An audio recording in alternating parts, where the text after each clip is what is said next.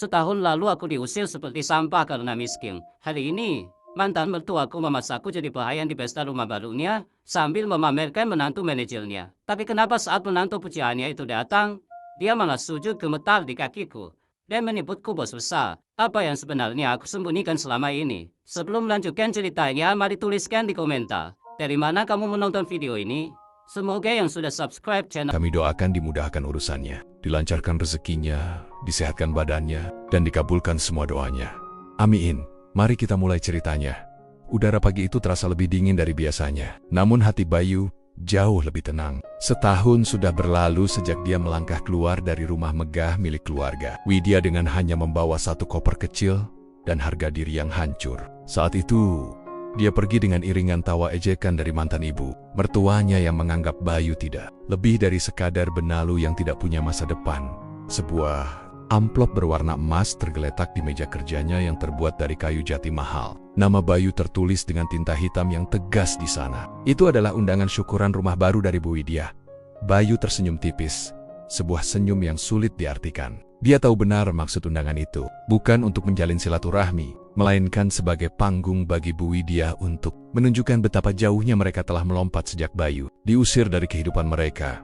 Bayu berdiri dan berjalan menuju jendela besar di kantornya yang terletak di lantai paling atas gedung pencakar langit pusat kota. Di bawah sana, mobil-mobil terlihat kecil seperti mainan. Setahun ini, dunia Bayu telah berubah total. Dia bukan lagi pria yang harus menahan lapar demi membelikan tas mewah untuk istrinya yang tidak tahu terima kasih. Dia telah mengambil alih kerajaan bisnis yang selama ini dia bangun secara dayam-dayam di balik layar.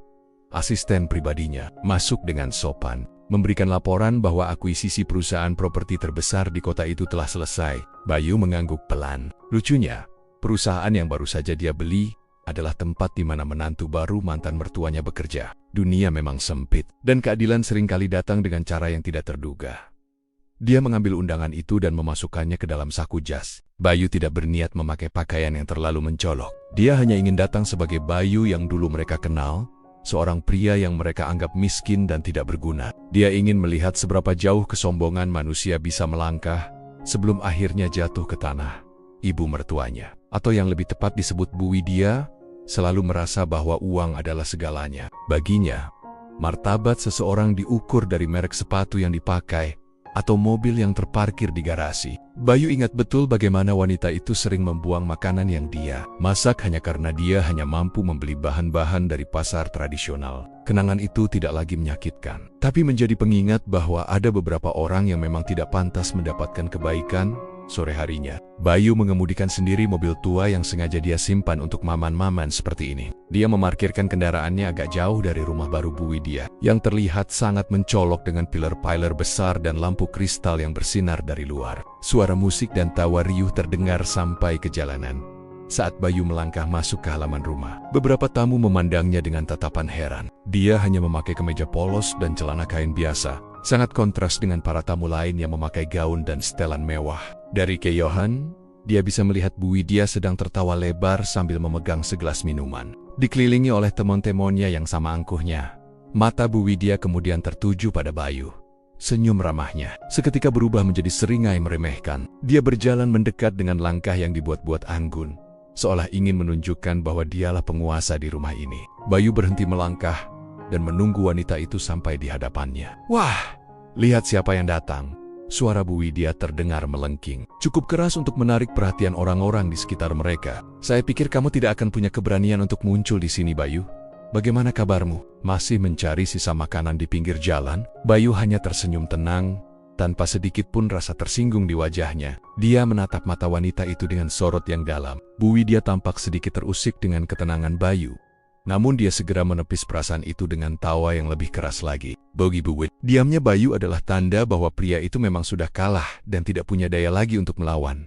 Hinaan pertama telah dilontarkan, dan pesta baru saja dimulai. Bayu tahu ini akan menjadi malam yang panjang, namun dia sudah siap untuk menikmati setiap detiknya hingga tirai penutup dijatuhkan. Widya berdiri tepat di depan Bayu, sambil melipat tangan di dada. Matanya menyisir penampilan Bayu dari ujung kepala hingga ujung kaki. dengan tatapan yang sangat menghina. Di matanya, kemeja kain yang dipakai Bayu adalah simbol kegagalan. Meskipun sebenarnya kemeja itu terbuat dari katun premium yang harganya setara dengan cicilan motor. Bagi wanita seperti Bu Widya, jika tidak ada logo merek ternama yang menonjol, maka barang itu dianggap sampah. Kerumunan tamu mulai berbisik-bisik. Beberapa dari mereka adalah kerabat jauh yang dulu pernah melihat Bayu saat masih menjadi suami Siska, anak Bu Widya. Mereka menatap Bayu dengan rasa kasihan yang dibuat-buat, seolah melihat sebuah kecelakaan di pinggir jalan yang menyedihkan, namun menarik untuk ditonton. Bu Widya merasa di atas angin. Dia menikmati perhatian itu dan merasa perlu memberikan pertunjukan tambahan bagi para tamunya. Tanpa diduga, Bu Widya memanggil salah satu pelayan catering yang sedang membawa nampan berisi gelas-gelas kosong. Dia kemudian menoleh kembali kepada Bayu dengan senyum licik yang menyakitkan. Dia mengatakan bahwa salah satu petugas kebersihan di acara itu mendadak sakit dan meminta Bayu untuk menggantikannya jika ingin tetap tinggal dan mencicipi makanan mewah di sana. Kalimat itu diucapkan dengan nada yang sangat merendahkan, membuat beberapa tamu tertawa kecil di balik telapak tangan mereka. Bayu tidak marah. Dia justru merasa geli melihat betapa dangkalnya pemikiran wanita di hadapannya ini. Dia menerima nampan kosong yang disodorkan pelayan itu tanpa membantah sepatah kata pun. Sikap diam Bayu dianggap sebagai kepasrahan oleh Bu Widya. Dia merasa telah berhasil mengginjak harga diri mantan menantunya itu hingga lumat ke tanah. Dia memerintahkan Bayu untuk segera berkeliling memunguti sampah dan gelas bekas di area taman belakang tempat para tamu berkumpul. Sepanjang sore itu, Bayu berjalan di antara kerumunan orang kaya yang sibuk memamerkan harta mereka. Dia mendengarkan percakapan mereka yang membosankan tentang saham, liburan ke luar negeri, dan koleksi mobil terbaru. Berkali-kali dia sengaja disenggol oleh tamu yang merasa jalannya terhalangi oleh pelayan seperti dirinya. Ada seorang pria paruh baya yang dengan sengaja menjatuhkan puntung rokok tepat di depan sepatu Bayu, lalu menyuruhnya memungutnya sambil tertawa mengejek. Bayu melakukannya dengan tenang. Setiap hinaan yang dia terima justru membuatnya semakin yakin bahwa keputusannya untuk menghancurkan mereka nanti adalah hal yang benar. Dia sempat berpapasan dengan Siska, mantan istrinya, yang sedang berdiri dengan gaun merah menyala yang sangat ketat. Siska menatap Bayu dengan rasa jijik yang luar biasa, seolah-olah melihat kotoran yang menempel di dinding rumah barunya. Dia bahkan tidak mau menyapa dan justru membuang muka sambil merangkul lengan seorang wanita lain, menceritakan betapa bersyukurnya dia bisa lepas dari pria miskin seperti Bayu. Keringat mulai membasahi dahi Bayu karena cuaca yang cukup terik. Namun dia tetap menjalankan tugas palsu itu dengan telaten. Dia melihat bagaimana Bu Widya terus-menerus menunjuk ke arahnya setiap kali dia berbicara dengan tamu penting, menjadikannya bahan lelucon tentang bagaimana sebuah keluarga bisa sial jika menerima menantu yang salah. Bayu mencatat setiap wajah yang menertawakannya, setiap orang yang ikut melempar kata-kata pedas padanya. Di sela-sela kegiatannya memunguti gelas, Bayu merogoh ponsel di sakunya yang bergetar pelan. Ada pesan masuk dari sekretarisnya yang mengabarkan bahwa seluruh berkas pemutusan kerjasama bisnis dengan keluarga Widya sudah siap, tinggal menunggu satu perintah darinya. Bayu hanya mengetik satu kata singkat. Tunggu! Dia ingin drama ini mencapai puncaknya terlebih dahulu sebelum dia meruntuhkan panggung yang mereka bangun dengan susah payah ini. Suasana pesta mendadak berubah menjadi lebih formal ketika Bu Widya naik ke atas panggung kecil yang dihiasi bunga-bunga segar. Dia memegang mikrofon dengan gaya seorang ratu yang akan memberikan pengumuman penting kepada rakyatnya. Musik latar dikecilkan, dan semua mata tertuju padanya. Bayu berdiri di pojok ruangan, masih dengan nampan di tangannya, memperhatikan drama yang sedang dimainkan. Bu Widya mulai berbicara dengan suara yang dibuat sedu-sedan, menceritakan masa-masa sulitnya saat harus menanggung beban memiliki menantu yang tidak berguna. Dia menceritakan bagaimana rumah lamanya dulu hampir disita karena kemiskinan. Sebuah cerita bohong yang sengaja dikarang untuk mendramatisir keadaan. Namun kemudian, suaranya berubah menjadi ceria dan penuh kebanggaan saat dia mulai menyebutkan nama menantu barunya, Aris. Dia memperkenalkan Aris sebagai sosok pahlawan. Seorang pria muda jenius yang menjabat sebagai manajer di sebuah perusahaan multinasional ternama. Bu Widya memuji betapa murah hatinya Aris yang telah membiayai pembangunan rumah mewah ini dan memberikan kehidupan yang layak bagi Siska. Para tamu bertepuk tangan dengan riuh. Sebagian besar dari mereka merasa iri dengan keberuntungan keluarga Widya yang mendapatkan menantu selevel Aris, yang sedang memakai setelan jas mahal ditampilkan di layar besar di belakang panggung. Bayu menatap foto itu dan hampir saja tertawa terbahak-bahak. Dia mengenal wajah itu dengan sangat baik. Aris adalah salah satu manajer tingkat menengah di anak perusahaan miliknya yang baru saja dia beli sebulan lalu. Aris adalah tipe karyawan yang sombong di depan bawahan, namun menjilat di depan atasan. Dan Bayu sudah lama mengincar kinerjanya yang penuh dengan manipulasi data. Siska kemudian naik ke panggung, berdiri di samping ibunya dengan wajah yang berseri-seri. Dia mengambil alih mikrofon dan mulai memuji Aris setinggi langit, membandingkannya dengan masa lalunya yang suram yang tentu saja merujuk pada Bayu. Siska mengatakan bahwa Aris adalah bukti bahwa pria sejati adalah mereka yang memiliki rekening bank yang tebal, bukan hanya janji-janji manis tentang masa depan. Setiap kata yang keluar dari mulut Siska terasa seperti belati yang tumpul bagi siapapun yang mendengarnya. Namun bagi Bayu, itu hanya terdengar seperti kicauan burung yang tidak berarti. Dia melihat betapa butanya keluarga ini oleh harta yang sebenarnya bukan milik mereka sepenuhnya. Mereka tidak tahu bahwa kemewahan yang mereka nikmati sekarang hanyalah pinjaman dari perusahaan yang secara hukum kini berada di bawah kendali. Bayu! Bu Widya kemudian berteriak, memanggil Bayu untuk mendekat ke depan panggung. Dia ingin Bayu melihat lebih dekat foto menantu pujaannya itu agar Bayu sadar akan posisinya yang sangat rendah. Bayu berjalan perlahan, membelah kerumunan tamu dengan nampan yang kini berisi sisa-sisa makanan. Dia berdiri tepat di bawah panggung, menatap Bu Widya dan Siska yang memandangnya dari atas dengan tatapan kemenangan. "Lihat ini Bayu," ujar Bu Widya dengan nada mengejek. "Ini adalah Aris, menantuku yang baru. Dia seorang manajer hebat, calon direktur masa depan. Kamu lihat jam tangannya? Itu harganya bisa untuk membeli 10 nyawamu. Jangan pernah bermimpi bisa menjadi seperti dia. Kamu ditakdirkan untuk memunguti sampah di rumah orang sukses seperti kami." Bayu hanya mengangguk pelan, wajahnya tetap datar tanpa emosi. Dia menatap foto Aris sekali lagi, lalu menatap kerumunan tamu yang sedang menertawakannya. Dalam hatinya, dia menghitung mundur waktu. Dia tahu bahwa sebentar lagi Aris akan datang ke pesta ini setelah menyelesaikan rapat darurat di kantornya. Dan saat itulah, seluruh dunia yang dibangun oleh kebohongan ini akan hancur dalam hitungan detik. Kesombongan Bu Widya telah mencapai puncaknya, dan Siska merasa dirinya adalah wanita paling beruntung di dunia. Mereka merasa telah menang sepenuhnya atas Bayu. Mereka tidak menyadari bahwa di balik kemeja sederhana itu tersimpan kekuatan yang bisa membuat mereka kehilangan segalanya hanya dengan satu jentikan jari. Bayu meletakkan nampannya di sebuah meja kosong, lalu melipat tangan. Sayap menyambat sang menantu pujaan yang mereka banggakan.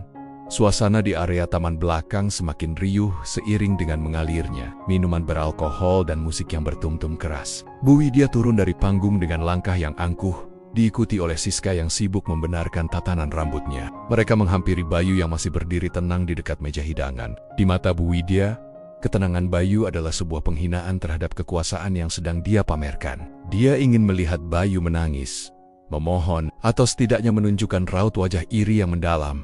Bu Widya kemudian menarik tangan seorang temannya yang memakai perhiasan berlebihan untuk mendekat. Dia menunjuk ke arah pergelangan tangan Bayu yang kosong tanpa aksesori apapun. Kemudian, dengan gerakan yang sangat teatrikal, dia menarik tangan Siska dan memamerkan jam tangan emas yang melingkar di sana. Dia menjelaskan kepada semua orang bahwa jam itu adalah hadiah dari Aris. Harganya ratusan juta rupiah, dan hanya orang-orang terpilih yang mampu menyentuhnya. Tidak berhenti di situ. Bu Widya mengambil sebuah piring berisi tulang belulang sisa makanan dari meja terdekat dan menyodorkannya ke dada Bayu. Dia memerintahkan Bayu untuk segera membersihkan area toilet tamu karena menurutnya aroma Bayu sudah mulai mengganggu kenyamanan para tamu terhormat. Hinaan itu membuat beberapa orang di sekitar mereka tertawa terbahak-bahak. Siska hanya tersenyum sinis sambil berbisik bahwa Bayu memang lebih cocok berada di tempat yang kotor daripada di tengah pesta mewah seperti ini. Bayu menerima piring kotor itu dengan tangan stabil. Dia menatap mata Siska, mencari sedikit saja sisa kemanusiaan di sana. Namun yang dia temukan hanyalah kekosongan dan pemujaan terhadap materi. Siska bahkan sempat mengejek bahwa keputusannya menceraikan Bayu adalah hal terbaik dalam hidupnya. Karena jika tidak, dia mungkin masih harus makan di warung pinggir jalan bersamanya. Bayu tetap tidak bergeming. Dia hanya meletakkan piring itu kembali ke meja dengan perlahan, membuat bunyi denting yang cukup tajam hingga tawa di sekitar mereka sedikit mereda. Keangkuhan keluarga itu mencapai puncaknya saat Bu Widya mulai sesumbar tentang kontrak bisnis besar yang baru saja didapatkan oleh keluarga mereka melalui koneksi Aris. Dia mengatakan bahwa sebentar lagi mereka akan membeli rumah kedua di luar negeri dan meninggalkan orang-orang bernasib sial seperti Bayu jauh di belakang. Dia terus berbicara dengan nada tinggi, memastikan setiap telinga di ruangan itu mendengar betapa kayanya mereka sekarang. Bagi Bayu, setiap kalimat sombong itu adalah paku terakhir yang mereka tancapkan sendiri di peti mati finansial mereka. Deru mesin mobil mewah yang berhenti di depan gerbang utama membuat perhatian semua orang teralih. Penjaga gerbang dengan sigap membukakan pintu, dan seorang pria dengan setelan jas abu-abu gelap keluar dengan terburu-buru. Wajahnya terlihat pucat, dahinya dipenuhi butiran keringat meskipun udara malam itu cukup sejuk. Pria itu adalah Aris, sang menantu pujaan yang sejak tadi dibanggakan oleh Bu Widya dan Siska. Melihat kedatangan Aris, Bu Widya langsung berteriak kegirangan. Dia memanggil para tamu untuk memberikan jalan bagi pahlawan keluarganya. Siska berlari kecil menghampiri Aris dengan tangan terbuka, siap untuk memberikan pelukan hangat di depan semua orang sebagai simbol kemenangan cinta dan harta. Namun, Aris tampak tidak memedulikan istrinya. Matanya bergerak liar menyisir seluruh sudut ruangan, seperti sedang mencari sesuatu yang sangat menakutkan atau sangat penting. Langkah Aris melambat saat dia melewati kerumunan tamu. Suasana yang tadinya bising perlahan-lahan menjadi sunyi karena orang-orang merasakan ada yang tidak beres. Dengan ekspresi wajah sang manajer besar itu, Bu Widya mendekati Aris dengan senyum lebar, bersiap untuk memperkenalkannya secara resmi kepada Bayu. Sebagai bentuk penghinaan terakhir, dia menarik lengan Aris dan membawanya tepat ke hadapan Bayu yang masih berdiri dengan tenang di sudut remang-remang. "Aris, sayang, lihat siapa yang datang," ucap Bu Widya dengan suara yang dibuat buit manis, namun penuh racun. "Ini si pecundang yang sering ibu ceritakan. Dia datang untuk mengemis makanan di pesta kita. Coba beri dia sedikit pelajaran tentang bagaimana rasanya menjadi orang sukses sepertimu, agar dia tahu diri dan tidak bermimpi terlalu tinggi." Siska ikut menimpali sambil memegang lengan Aris yang terasa kaku seperti batu. Dia mengejek Bayu dengan mengatakan bahwa Aris adalah pria yang sebenarnya, jauh berbeda dengan Bayu yang hanya bisa memberinya kesengsaraan. Namun, Aris sama sekali tidak mengeluarkan suara. Wajahnya yang semula pucat kini berubah menjadi putih pasi, seolah seluruh darah telah tersedot keluar dari tubuhnya. Dia menatap Bayu dengan mata yang membelalak lebar karena rasa terkejut yang luar biasa. Bayu hanya berdiri diam, memberikan tatapan dingin yang menusuk tepat ke jantung Aris. Tidak ada sapaan, tidak ada senyuman. Keheningan itu terasa sangat mencekam, membuat bulu kuduk para tamu yang berdiri di dekat mereka meremang. Bu Widya yang merasa heran dengan reaksi dia menantunya mulai mengguncang bahu Aris, bertanya mengapa dia tidak segera menghina Bayu. Dia tidak tahu bahwa pria di hadapannya bukan lagi Bayu si menantu miskin, melainkan pemegang kekuasaan tertinggi yang memegang nasib seluruh hidup mereka di tangannya. Suara denting gelas yang beradu di kejauhan mendadak hilang, digantikan oleh kesunyian yang mencekam. Aris masih berdiri mematung, namun lututnya mulai bergetar hebat. Di hadapannya, Bayu berdiri dengan sikap tenang yang mengerikan, seolah-olah dia adalah hakim yang sedang menunggu waktu untuk menjatuhkan vonis mati. Bu Widya yang tidak peka akan situasi itu justru semakin mendesak Aris untuk berbicara dan memaki Bayu lebih keras lagi. Tiba-tiba, sebuah pemandangan yang tidak pernah dibayangkan oleh siapapun terjadi. Aris, pria yang baru saja dipuja-puja sebagai manajer besar dan penyelamat keluarga, jatuh tersungkur. Bukan karena pingsan, melainkan karena dia sengaja menjatuhkan dirinya di atas lantai yang dingin. Dia bersujud dengan dahi menyentuh sepatu kusam milik Bayu. Suara isak tangis ketakutan mulai keluar dari mulutnya, membuat seluruh tamu undangan terkesiap kaget. Tuan Bayu, mohon maafkan saya." Suara Aris bergetar hebat, nyaris tidak terdengar namun cukup jelas di tengah kesunyian itu. "Saya tidak tahu kalau Anda berada di sini. Saya benar-benar tidak tahu bahwa keluarga ini telah berbuat kurang ajar kepada Anda. Tolong jangan hancurkan saya. Tuan, saya hanya menjalankan perintah." Bu Widya terbelalak. Matanya hampir keluar dari kelopaknya melihat menantu kebanggaannya bersimpuh di kaki pria yang baru saja dia suruh membersihkan toilet. Siska pun mematung dengan wajah pucat pasi. Tangannya yang tadi merangkul Aris kini tergantung lemas di udara. Dia berusaha menarik Aris untuk berdiri, namun Aris justru menepis tangan istrinya dengan kasar, seolah-olah Siska adalah pembawa sial yang sangat berbahaya baginya.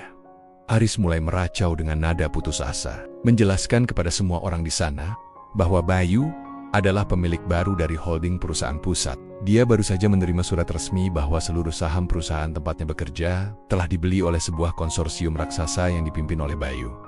Aris tahu betul bahwa satu kata saja dari mulut Bayu, maka karier dan hidupnya akan berakhir saat itu juga. Dia bahkan menyebutkan bahwa rumah mewah tempat mereka berpesta sekarang dibiayai oleh pinjaman kantor yang jaminannya adalah surat keputusan pengangkatannya yang baru saja dibatalkan secara sepihak oleh sistem pusat, Bu. Widya merasa dunianya berputar dengan sangat cepat. Rasa malu yang luar biasa menghantamnya tepat di depan ratusan tamu terhormat yang tadi dia suapi dengan kesombongan. Jantungnya berdegup kencang, napasnya terasa sesak, dan pandangannya mulai kabur. Sebelum sempat mengucapkan sepatah kata pembelaan, tubuh Bu Widya limbung dan jatuh pingsan di atas panggung, tepat di samping foto Aris yang masih terpampang besar. Namun, Bayu tidak bergeming sedikit pun untuk menolong. Dia hanya menatap pemandangan itu dengan mata sedingin es.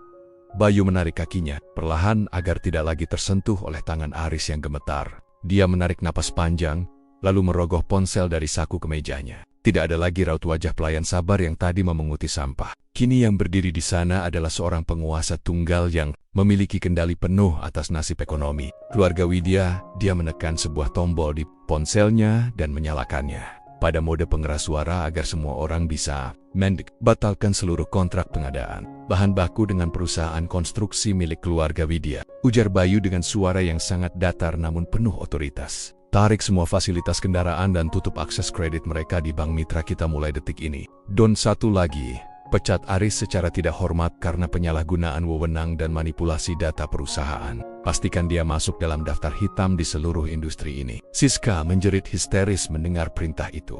Dia mencoba mendekati Bayu, mencoba memegang tangan mantan suaminya itu sambil menangis meraung-raung. Dia memohon agar Bayu mengingat masa-masa mereka bersama, meminta maaf atas segala penghinaan yang telah dia dan ibunya lakukan. Namun, Bayu hanya menepis tangan Siska dengan gerakan yang halus namun tegas. Baginya, rasa iba sudah lama mati di hari dia diusir seperti anjing jalanan dari rumah ini setahun yang lalu. Bayu menatap berkeliling ke arah para tamu yang tadi ikut menertawakannya. Mereka semua menunduk ketakutan, tidak berani menatap mata pria yang baru saja menghancurkan sebuah keluarga hanya dengan satu panggilan telepon. Bayu kemudian berjalan menuju meja di mana nampan gelas kotor tadi dia letakkan. Dia mengambil kunci mobil tuanya dan berjalan menuju pintu keluar tanpa mengucapkan salam perpisahan. Dia sudah menyelesaikan urusannya di tempat itu. Di belakangnya, suasana pesta berubah menjadi neraka. Para petugas keamanan perusahaan yang baru saja menerima perintah langsung datang untuk menyita mobil-mobil mewah yang terparkir di halaman. Pihak bank pun langsung mengirimkan pesan pemberitahuan tentang pembekuan seluruh rekening mereka karena adanya dugaan pelanggaran kontrak. Rumah mewah yang baru saja diresmikan itu seketika terasa seperti penjara yang siap menelan mereka bulat-bulat. Aris masih terduduk di lantai, meratapi nasibnya yang hancur seketika. Siska terus berteriak memanggil nama Bayu. Namun Bayu sudah masuk ke dalam mobil tuanya. Dia menghidupkan mesin, lalu perlahan meninggalkan gerbang megah itu. Di Kokaspion, dia melihat rumah itu semakin mengecil, sama seperti dendam di hatinya yang kini sudah menguap habis. Dia tidak merasa senang, tapi dia merasa lega karena beban masa lalu itu telah benar-benar dia letakkan di tempat yang seharusnya.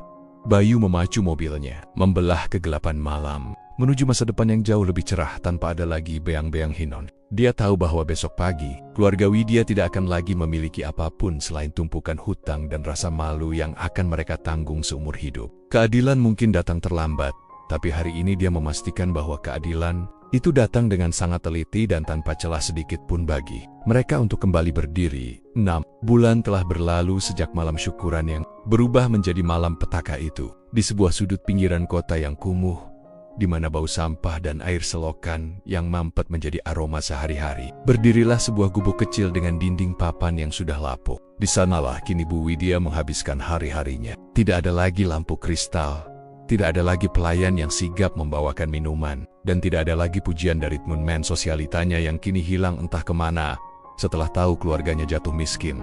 Bu Widya duduk di sebuah kursi plastik yang kakinya sudah hampir patah. Matanya yang dulu selalu menatap remeh orang lain, kini terlihat sayu dan cekung. Dia harus menghadapi kenyataan pahit bahwa rumah mewah dan seluruh harta yang dia banggakan telah disita oleh bank untuk menutupi hutang kontrak yang gagal. Setiap hari, penagih hutang datang silih berganti, membuat jantungnya yang sudah lemah semakin berdebar ketakutan. Dia sering jatuh sakit, namun jangankan untuk ke rumah sakit mewah. Untuk membeli obat di warung saja dia harus menghitung sisa koin di dalam kaleng bekas Siska. Anak kesayangannya yang dulu selalu tampil cantik dengan pakaian bermerek, kini terlihat jauh lebih tua dari usia aslinya. Kulitnya kusam dan rambutnya tidak lagi terawat. Dia terpaksa bekerja sebagai buruh cuci di pemukiman warga untuk sekadar menyambung hidup. Siska sering menangis di sela-sela pekerjaannya, menyesali kebodohannya karena telah membuang permata demi sebuah kerikil yang dia kira berlian. Aris, pria yang dulu dia banggakan, sudah lama pergi meninggalkannya. Setelah pria itu menjadi pengangguran dan dikejar-kejar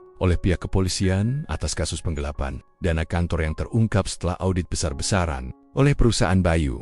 Suatu sore, saat Siska sedang berjalan pulang dengan membawa sebungkus nasi sisa, dia melihat sebuah mobil hitam mewah melintas di jalan raya utama di dekat gubuknya. Dia sempat melihat siluet seorang pria di balik kaca mobil yang gelap. Pria itu adalah Bayu. Pria itu terlihat sangat berwibawa, sedang berbicara di telepon dengan wajah tenang tanpa beban. Siska ingin berteriak memanggilnya, ingin bersujud memohon ampun agar hidupnya diselamatkan.